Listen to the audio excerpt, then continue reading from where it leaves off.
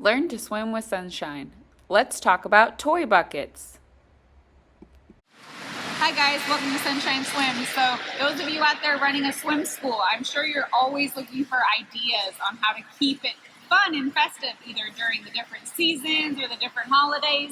So a few things that we do, we like to utilize different buckets. So these are at each one of our teaching stations, and we put all of our gear in there, extra goggles, sinking toys, floating toys, all of that stuff. But each season we like to switch it up.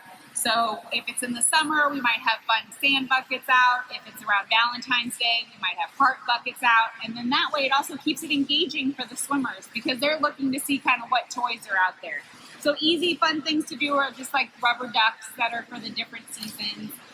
If you have advanced classes, like we have a swim team program here, you might find a way to incorporate relays. So if you stay tuned and you come and see our channel again soon, you will see some clips of our candy cane races that are going to be coming to you next week. Thanks so much for joining us here at Sunshine Swim. We'll see you soon.